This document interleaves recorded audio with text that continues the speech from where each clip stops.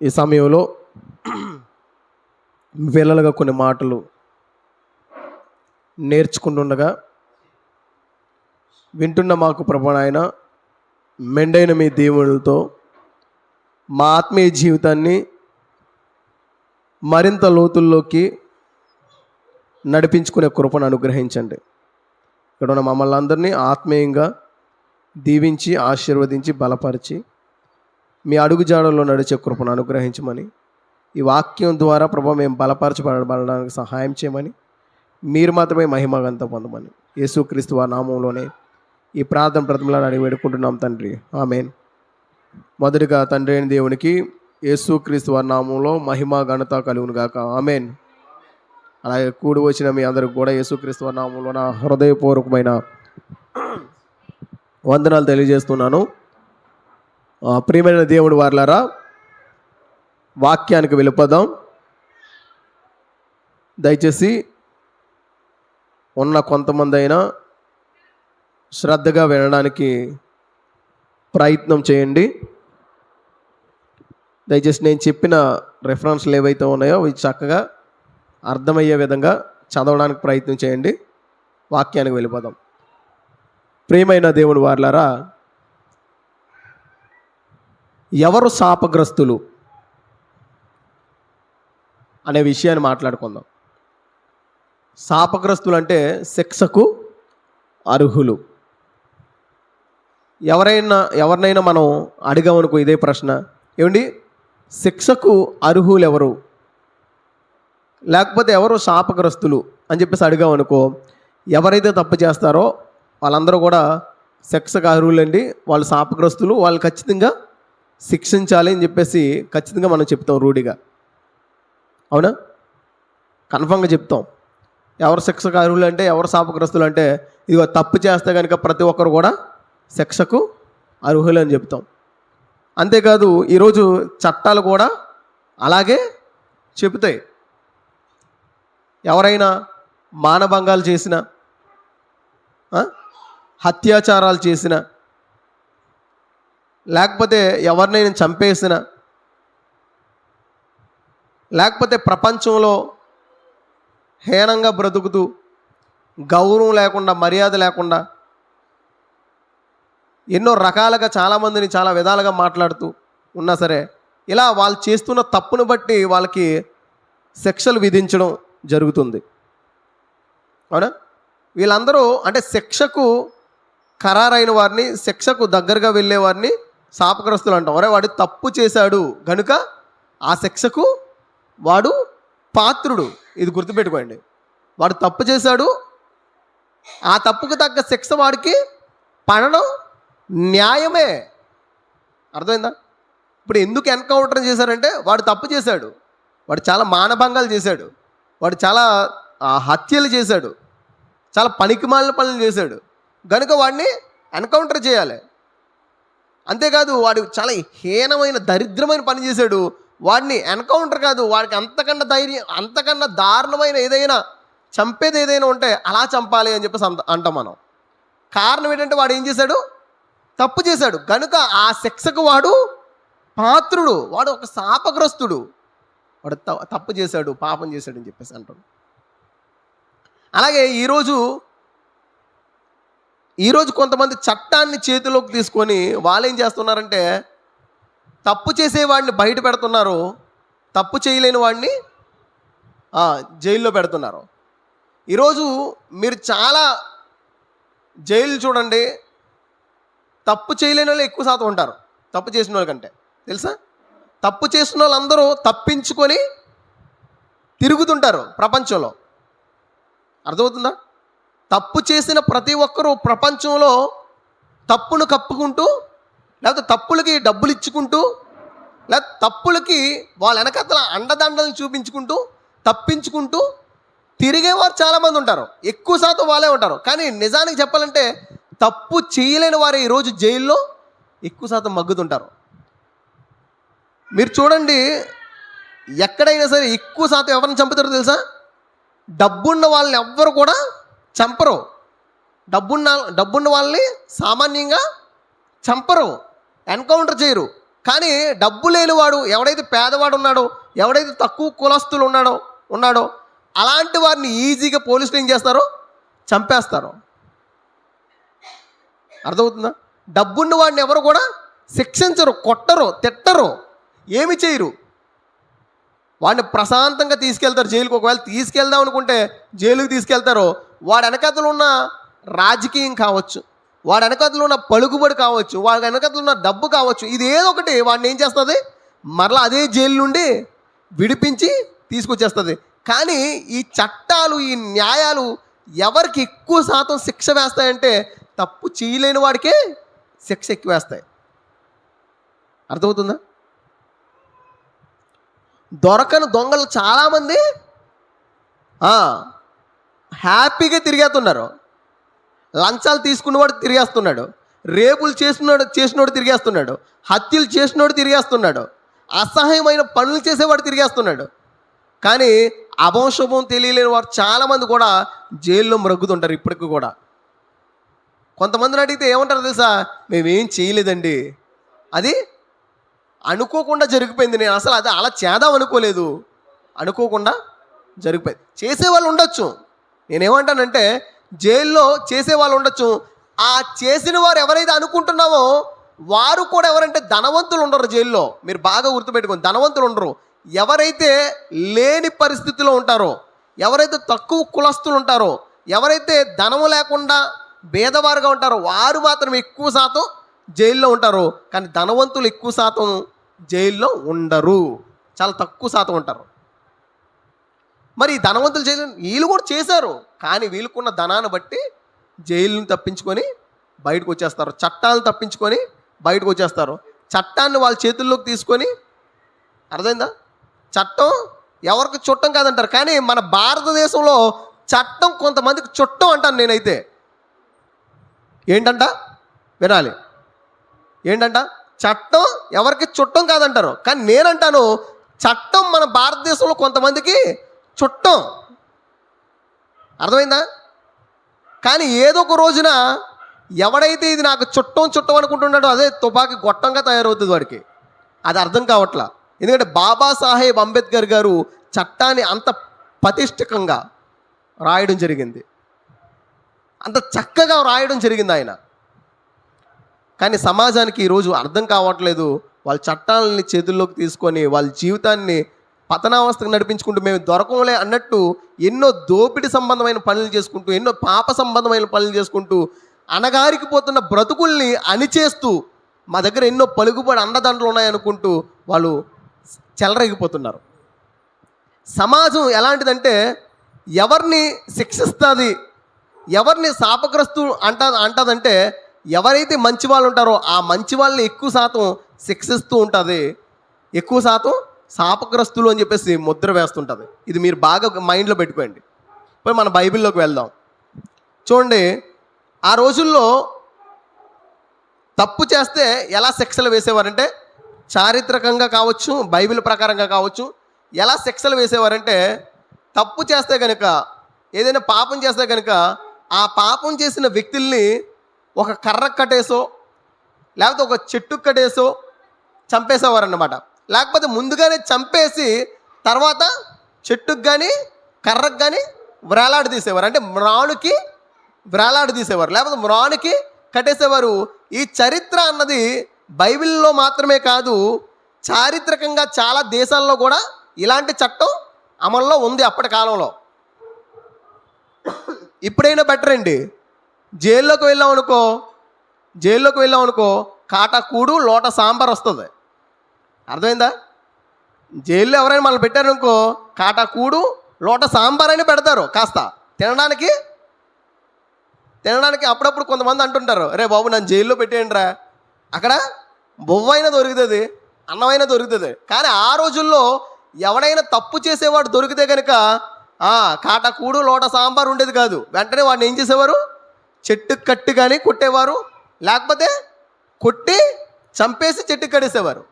అంతేకాదు ఇప్పటికీ మనం అదే చేస్తుంటాం. ఎవడైనా దొంగ దొరకడానికి మనం ఏం చేస్తాం, ఫస్ట్ చేసే పని ఏంటి, ఈ రోజుల్లో స్తంభాలు వచ్చేసేటప్పుడు స్తంభాన్ని కట్టేస్తాం. కానీ ఆ రోజుల్లో స్తంభాలు లేనప్పుడు దేనికి కట్టేవారు, కర్రకు కానీ చెట్టుకు కానీ కట్టేసేవారు. ఇలాంటి చరిత్ర అన్నది ఆ రోజుల్లో ఉంది, బైబిల్లోనూ ఉంది. అలాగే ఈరోజు కూడా అలాంటిది చరిత్ర ఉంది.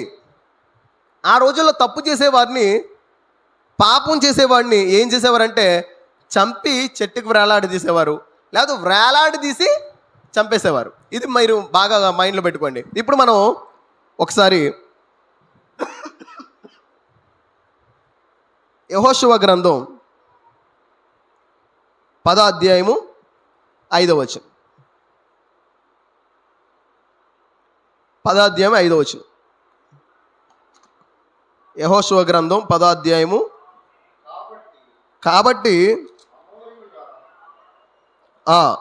కాబట్టి అమోరీయుల 5 రాజులను, అనగా యెరూషలేము రాజును, హెబ్రోను రాజును, యర్మూత్ రాజును, లాకీష్ రాజును, ఎగ్లోన్ రాజును కూడుకొని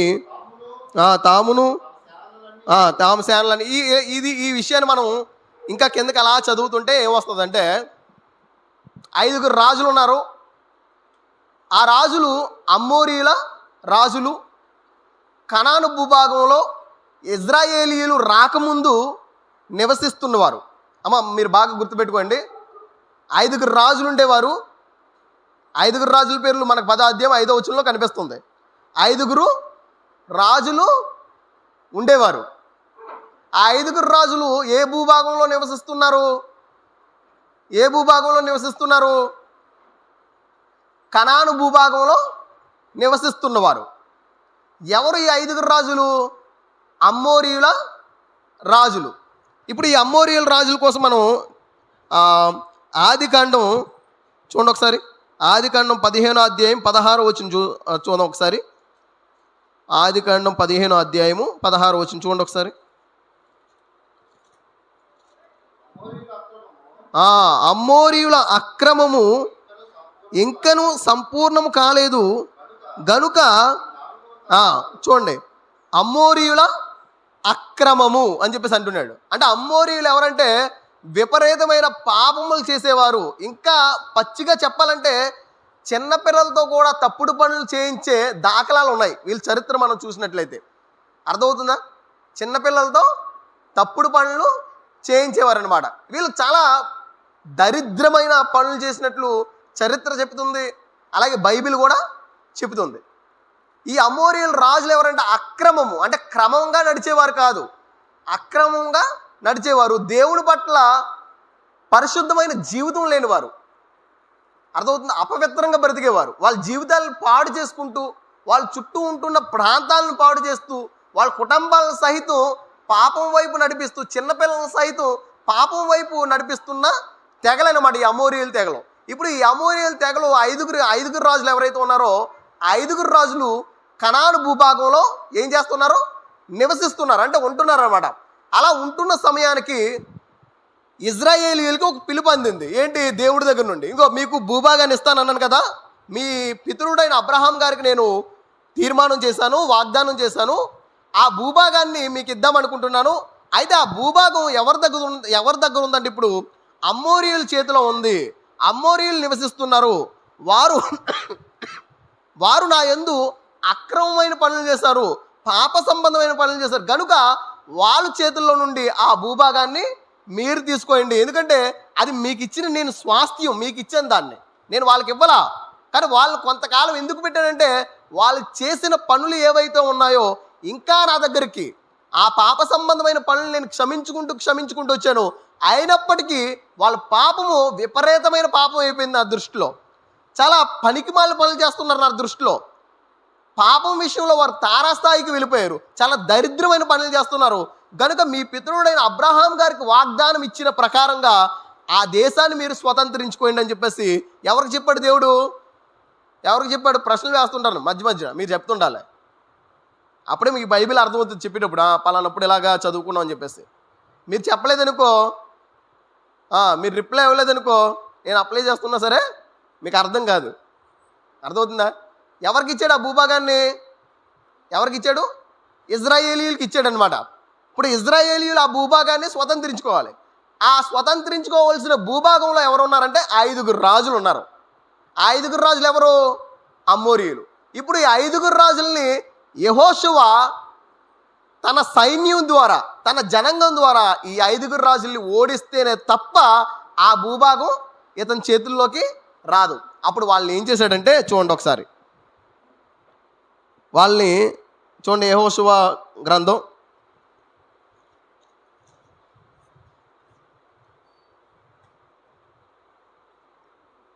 10వ అధ్యాయము 16వ వచనం చూడండి.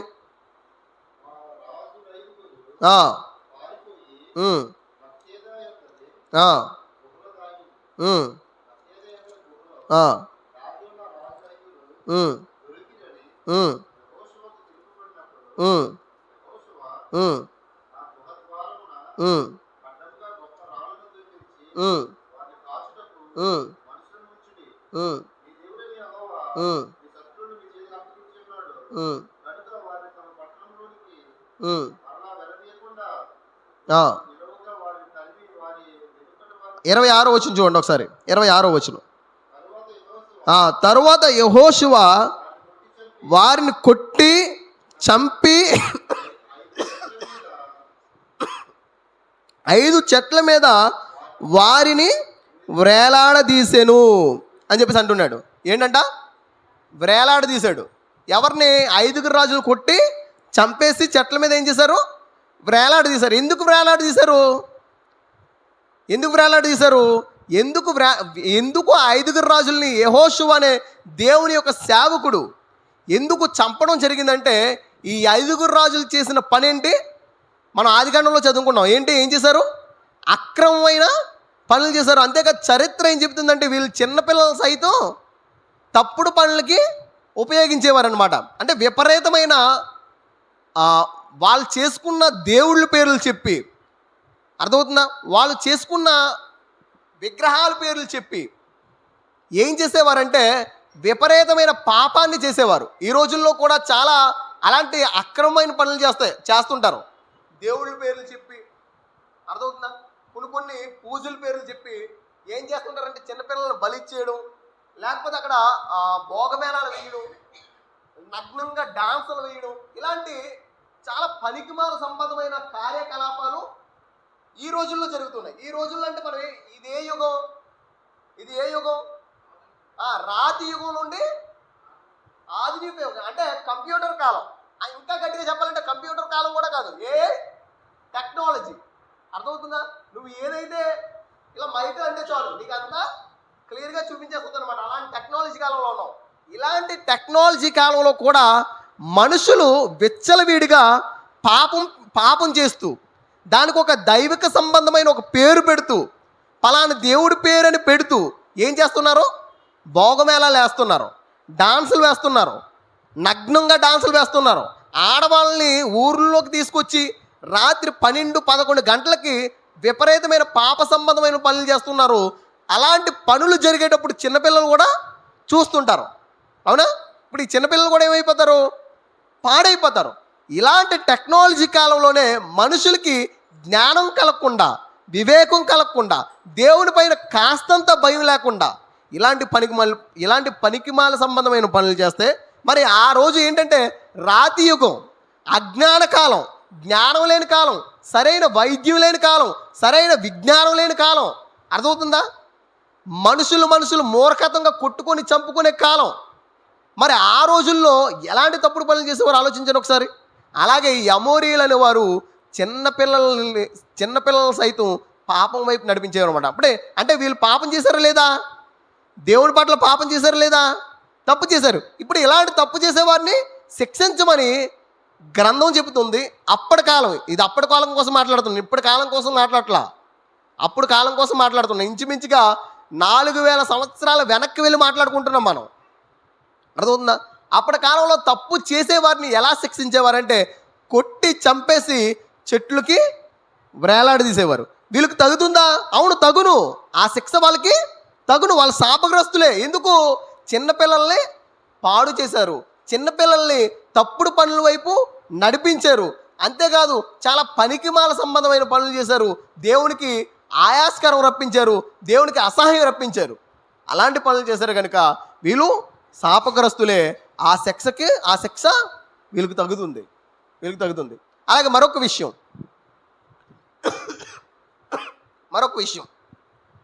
మనందరికీ తెలుసు, మొర్దెకై చరిత్ర. ఎస్తేరు గ్రంథం 7వ అధ్యాయము ఒకసారి చూడండి. 9వ వచనం అనుకుంటాను. 7వ అధ్యాయము 9వ వచనం.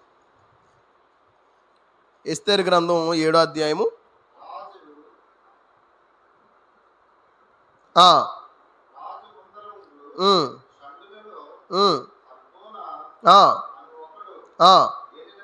ఏలినవాడా చిత్తగించుము, రాజు మేలు కొరకు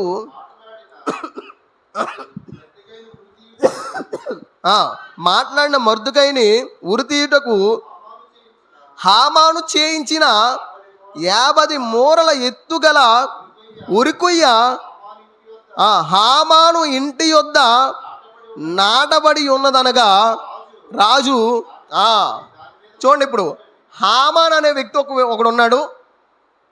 అతడికి యూదులంటే అసలు ఇష్టం ఉండదు. యూదుల్ని ఎలా చూస్తాడంటే వీళ్ళొక శాపగ్రస్తమైన జనాంగము. అర్థమవుతుందా? వీళ్ళొక శాపగ్రస్తమైన జనాంగము. వీళ్ళని నేను ఖచ్చితంగా శిక్షించాలి, వీళ్ళు ఎలాగైనా సరే లేకుండా చెయ్యాలి అనుకునేవాడు అన్నమాట హామాన్ అనే వ్యక్తి. ఈ హామాన్ అనే వ్యక్తి రాజు దగ్గర మంచి అధికారం కలిగిన వ్యక్తి అనమాట. అంటే ఇతను ఒక మాట అంటే రాజు ఆ పని చేసి పెడతాడు. అలాంటి వ్యక్తి ఒకరోజు మొర్దెకై అనే దేవుని కుమారుడైన మొర్దెకైని ఈ హామాన్ అనే వ్యక్తి ఎలాగైనా చంపేద్దాం అనుకొని ఒక పని చేశాడు. ఏంటంటే ఈ మొర్దెకైని నేను ఉరి వెయ్యాలి అని చెప్పేసి ఒక కొయ్యి తయారు చేసుకున్నాడు. ఏం చేశాడు? ఒక కొయ్యి తయారు చేయడం. అంటే కొయ్యి అంటే అర్థం ఏంటి? ఒక కర్ర తయారు చేశాడు. అంటే శాపగ్రస్తుల్ని ఏం చేయాలని మాట్లాడుకున్నాం మనం. శాపగ్రస్తుల్ని ఏం చేసేవారు ఆ రోజుల్లో? కర్రకి మ్రానుకు వేలాడి తీసేవారు అనమాట. అంటే ఉరివేసేయడం కానీ లేదా కొట్టి చంపేసి వేలాడి తీసేయడం కానీ అలా చేసేవారు. ఇప్పుడు ఈ హామాన్ అనే వ్యక్తి ఏమనుకుంటున్నాడంటే ఇజ్రాయేల్ ప్రజలు యూదుల్ని ఏమనుకుంటున్నాడంటే ఈ యోధా జనాంగం అన్నది శాపగ్రస్తమైన జనాంగం, వీళ్ళు మా దేశంలో ఉండకూడదు, వీళ్ళు మా చుట్టూ ఉండకూడదు, వీళ్ళ వల్ల మేము నష్టపోతాం అని చెప్పేసి ఈ హామాన్ అనే వ్యక్తి అనుకొని మొర్దెకై కోసం 50 మూరల ఒక కర్రని తయారు చేశాడు అనమాట. అయితే ఒకానొక రోజున ఆ రాజు ఒక మాట చెబుతున్నాడు. అయ్యా, మరి మనకి న్యాయం చేశాడు కదా, మనకు మంచి చేశాడు కదా మొర్దెకై అనే వ్యక్తి, ఆ వ్యక్తి కోసం నువ్వేమనుకుంటున్నావు అని చెప్పేసి పక్కన ఉన్న వ్యక్తిని అంటే అతను అంటాడు, అయ్యా హామాన్ అనే వ్యక్తి ఉన్నాడు కదా, ఆ వ్యక్తి మొర్దెకై అనే వ్యక్తిని చంపడానికి 50 మూరల కర్రని చేయించాడు, దానిపైన హామాన్ అనే వ్యక్తి మొర్దెకైని చంపేస్తాడంట, ఊరేస్తాడంట, వేలాడదీస్తాడంట అని చెప్పేసి రాజుకి చెప్పేటప్పుడు రాజు అంటాడు, అదేంటి, మొర్దెకై అనే వ్యక్తి మనకు మేలు చేసినాడు, హామాన్ అనే వ్యక్తి మనకు మేలు చేయనివాడు.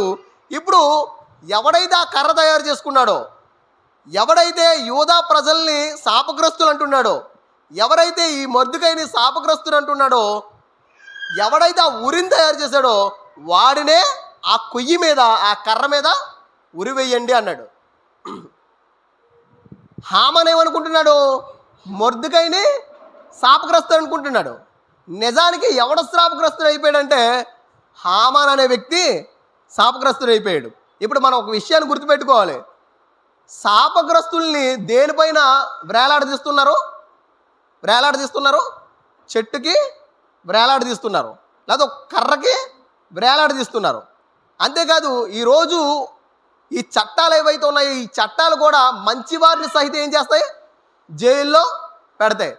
అలాగే మనం యేసుక్రీస్తు వారి దగ్గరికి వెళ్ళినట్లయితే యేసుక్రీస్తు వారు సిలువ వేయబడిన క్షణాన ఎడమవైపు ఒక దొంగ, కుడివైపు ఒక దొంగ వేయబడతారు, వాళ్ళు కూడా సిలువ వేయబడతారు. ఎందుకు వేయబడ్డారు? చూడండి, మత్తయి సువార్త 27వ అధ్యాయము, మత్తయి సువార్త 27వ అధ్యాయము 38వ వచనం చూడండి ఒకసారి.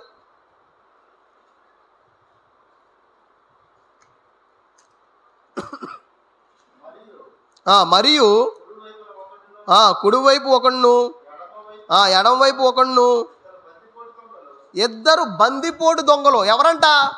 యేసుక్రీస్తు వారిని సిలువ వేశారు కదా, అటువైపు ఒకడు సిలువ వేయబడ్డాడు, ఇటువైపు ఒకడు సిలువ వేయబడ్డాడు. యేసుక్రీస్తు వారు మధ్యన సిలువ వేయబడ్డాడు.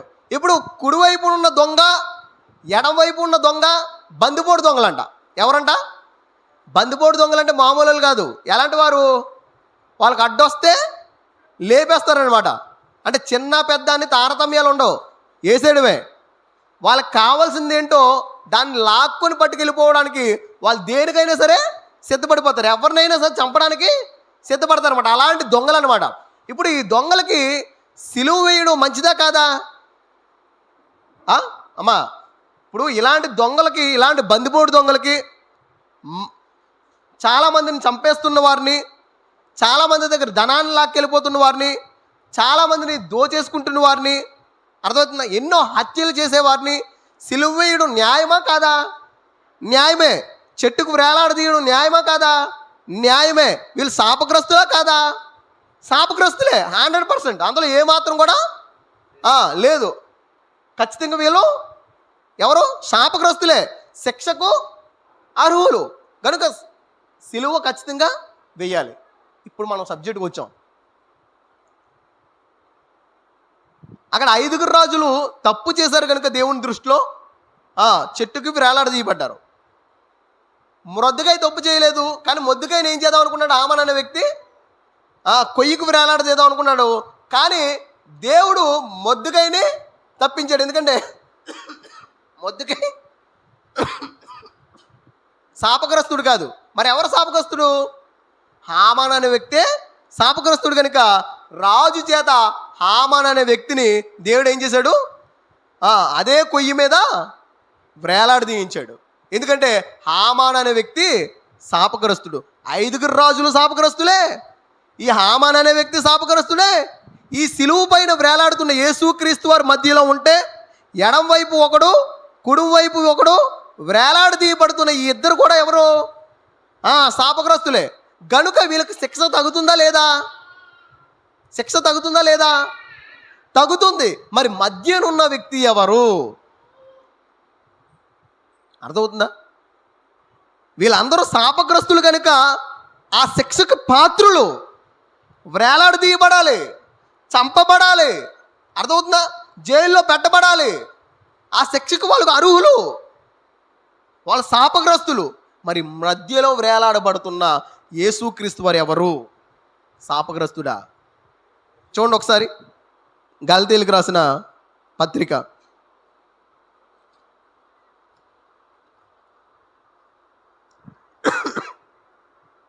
3:14. ఇందును గూర్చి మ్రాను మీద శాపగ్రస్తుడని వ్రాయబడి ఉన్నది. ఏంటంట? ఇందును గూర్చిన మరలా చదవండి ఒకసారి.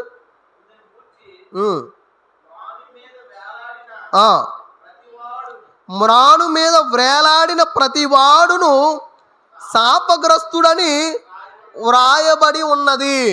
మ్రాను మీద వేలాడదీయబడిన ప్రతి ఒక్కడు ఎవరంట? శాపగ్రస్తుడంట. ఇప్పుడు యేసుక్రీస్తు వారు కూడా మ్రాను మీద వేలాడదీయబడ్డాడు. ఎవరు? యేసుక్రీస్తు వారు దేని మీద వేలాడదీయబడ్డాడు? మ్రాను మీద వేలాడదీయబడ్డాడు. అంటే కర్రకి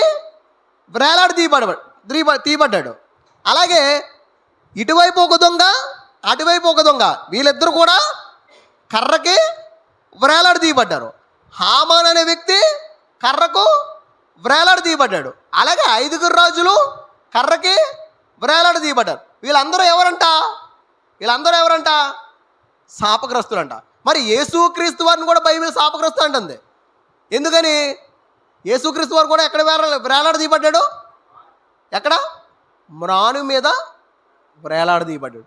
ఎందుకు ఆయన శాపగ్రస్తుడయ్యాడు? ఎందుకయ్యాడు? మనిషి, క్రైస్తవుడు ముఖ్యంగా బాప్తిస్మము పొందుతున్న వ్యక్తులు, రక్షణను పొందుతున్న వ్యక్తులు, ప్రభురాత్రి బల ఆయన యొక్క శరీరము, ఆయన రక్తము, అనే దాంట్లో చేతులు ముంచుతున్నవారు, బైబిల్ చేత పట్టుకొని సంఘానికి వెళ్తున్నవారు, చర్చికి వెళ్తున్నవారు, వాక్యాన్ని చదువుతున్నవారు, వాక్యాన్ని చెబుతున్నవారు, పాటలు పాడుతున్నవారు, ప్రార్థన చేస్తున్నవారు, మేము దేవుని పిల్లలం అని చెప్పుకుంటున్నవారు, వారికి ఈ విషయం అర్థమైందా? ఆయన ఎందుకు శాపగ్రస్తుడయ్యాడు? ఆయన ఎందుకు శాపగ్రస్తుడయ్యాడు?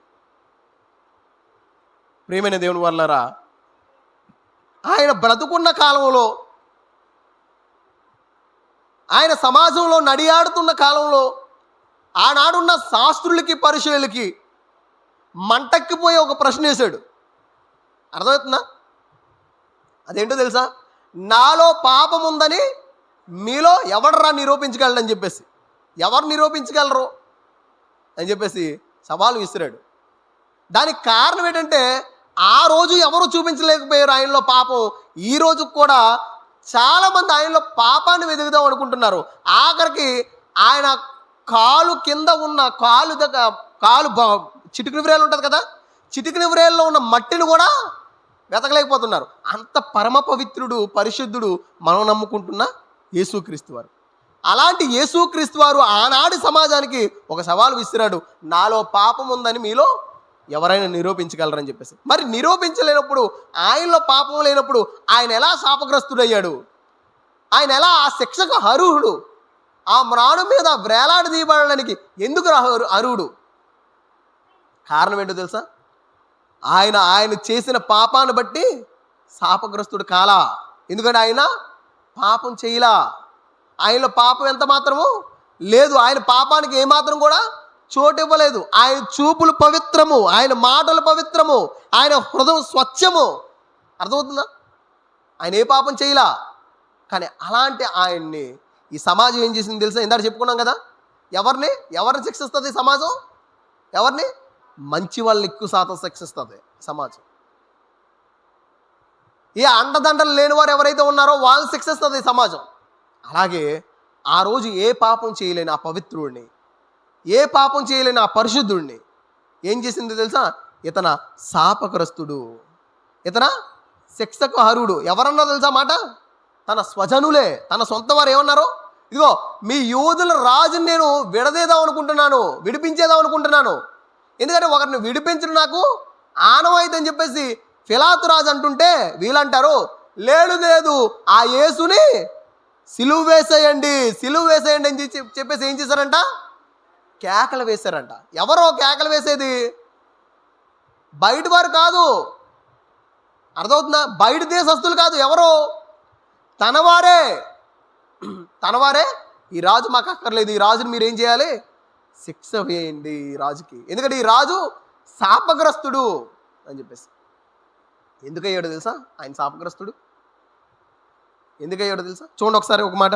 కొరింథీయులకు రాసిన 2వ పత్రిక 5వ అధ్యాయం 21వ వచనం.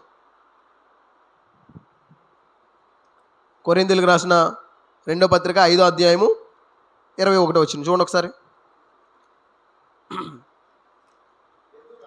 ఎందుకనగా మనం ఆయన యందు దేవుని నీతి అగునట్లు పాప మెరుగని ఆయనను మన కోసము పాపముగా చేసెను. ఏంటంట? మనము దేవుని యొక్క నీతి అగునట్లు, మనం దేవుని విషయంలో నీతిమంతులుగా తీర్చబడినట్లు. అర్థమవుతుందా? మనల్ని అంటుకుంటున్న బురదని తీసేయడానికి, అర్థమవుతుందా? మనకు అంటుకున్న బురదని తీసేయడానికి ఏ పాపం చేయలేని పరమ పవిత్రుడైన యేసుక్రీస్తు వారినంట దేవుడు ఏం చేశాడంట? మన పాపం తీయడానికి మన పాపానంతటిని తనపైనేసి తనను పాపగా చిత్రీకరించాడంట. అర్థమవుతుందా? ఎందుకు ఆయన శాపగ్రస్తుడే అంటే ఆయన చేసిన పాపం బట్టి కాదు. ఎందుకంటే ఆయన పాపం చేయలా. ఆయన పవిత్రుడు, ఆయన పరిశుద్ధుడు, ఆయన నిష్కల్మసుడు. పాపుల్లో చేరక ప్రత్యేకంగా ఉండేవాడు. పరిశుద్ధుడని దేవదూతల చేత కొనియాడబడుతున్నవాడు. అంత పరమ పవిత్రుడైన ఆ యేసుక్రీస్తు వారు ఎందుకు పాపిగా ఆ రోజు సిలువకి ఎక్కాడంటే, ఒక శాపంగా ఎందుకు మనుషుల ముందు నిలవబడ్డాడంటే అర్థమవుతుందా? ఈయన ఒక దుర్మార్గుడు అని ఆ రోజు సమాజం ఎందుకు చిత్రీకరించిందంటే కేవలం నిన్ను నన్ను పవిత్రులుగా మార్చడానికి, నిన్ను నన్ను పరిశుద్ధులుగా మార్చడానికి, నీకు పడవలసిన దెబ్బలను, నీవు నేను అనుభవించవలసిన శిక్షను, నువ్వు నేను అనిపించుకోవలసిన శాపగ్రస్తులు అనే మాటను, ఆ శాపానికి శిక్ష పడాలి మనకు, కానీ మనకు కాక ఎవరు అనుభవించారు? ఎవరు అనుభవించారు? మనం నమ్ముకుంటున్న యేసుక్రీస్తు వారు అనుభవించారు. మనకు పడవలసిన దెబ్బలను ఆయన అనుభవించాడు. మనకు పెట్టవలసిన ముళ్ళ కిరీటం ఆయనకు పెట్టబడింది. మనకు రావాల్సిన గాయములు ఆయనకు వచ్చినాయి. మన వీపు మీద పడవలసిన కొరడ దెబ్బలు ఆయన కొట్టించుకున్నాడు. కారణం ఏంటంటే ఇదిగో ఆయనకు మనపై ఉన్న ప్రేమ లాంటిది, మనపైన ఉన్న ప్రేమ లాంటిది. అందుకే ఆయన శాపగ్రస్తుడిగా అయిపోయాడు. ఎందుకో తెలుసా? ఆయన చేసిన పాపం బట్టి కాదు, ఆయనలో పాపం లేదు అని గ్రంథం తెలియజేస్తుంది. అంతేకాదు ఆనాడు ఆయన సవాలు విసిరాడు, ఆయనలో పాపం లేదు ఎంత మాత్రం కూడా. కానీ ఎందుకు ఒక పాపిగా తీర్చబడ్డాడంటే కేవలం నీ పాపాన్ని నా పాపాన్ని ఆయన పైన వేసుకున్నాడు. లోక పాపములను మోసుకొని పోవు దేవుని గొర్రెపిల్ల. ఆయన పాపాన్ని ఆయన మోసుకొని వెళ్ళేవాడు కాదు. ఎందుకంటే ఆయన దగ్గర పాపం లేదు మోసుకొని వెళ్ళడానికి. ఆయన పాపాన్ని ఆయన ఎత్తుకొని వెళ్ళడానికి ఆయన దగ్గర పాపం ఉంటేనే కదా. ఆయన దగ్గర లేదు, మరి ఎవరి పాపం ఆయన మోసుకెళ్తుంది? అర్థమవుతుందా? ఏమిటి? ఒంటులు బరువు మోస్తాయండి. ఒంటులు బరువు మోస్తాయి. ఏంటి? ఏం మోస్తాయి ఒంట్లు? ఏం మోస్తాయి? చాకల వాడి కట్టిన బట్టలు మోస్తాయి. లేకపోతే దాని అధికారి పెట్టిన, దాన్ని పోషిస్తున్న వాడు పెట్టిన బరువుని మోస్తాయి. నిజానికి చెప్పాలంటే ఆ బరువు దానిదా? చెప్పండి ఒకసారి. ఆ బట్టలు దానివా? అది ఎప్పుడు ఉతుక్కొని ఇస్త్రీ చేసుకొని ఇవి నేను వేసుకోవాలి, ఈ షూట్ నేను వేసుకోవాలి, ఈ సవారీ నేను వేసుకోవాలి, ఈ షర్ట్ నేను వేసుకోవాలి, ఈ ప్యాంటు నేను వేసుకోవాలి, ఈ దుప్పటి నాది అని చెప్పేసి ఆ ఒంటె ఏమైనా లేకపోతే ఆ గాడిద ఏమైనా సరే దాని బట్టలా? కాదు, దాని బరువు కాదు, అది దాని బట్టలు కాదు అవి. కానీ కాకపోయినా సరే నిన్ను ప్రేమించి ఏం చేస్తుంది? మోస్తుంది. అలాగే యేసుక్రీస్తు వారు మోస్తున్న పాపం యేసుక్రీస్తు వారిది కాదు. ఎందుకంటే ఆయనకి పాపంలా. ఎలాగైతే ఆ గాడిది పాపం లేదో, ఆ బట్టలు లేవో, లేకపోతే ఆ గొర్రెకి ఎలాగైతే బట్టలు లేవో, అలాగే యేసుక్రీస్తు వారి జీవితంలో పాపం లేదు. మరి ఎవరి పాపం? ఇదిగో నీ పాపం నా పాపం మోసుకొని వెళ్ళిపోయే దేవుని యొక్క గొర్రెపిల్ల, దేవుని యొక్క గొర్రెపిల్ల. మరొక మాట చూడండి ఒకసారి. పేతురు గారు రాసిన మొదటి పత్రిక 2వ అధ్యాయం 24వ వచనం. పేతురు గారు రాసిన మొదటి పత్రిక 2వ అధ్యాయం 24వ వచనం. ముగించేసుకుందాం. పేతురు గారు రాసిన మొదటి పత్రిక 2వ అధ్యాయము 24వ వచనం చూడండి ఒకసారి.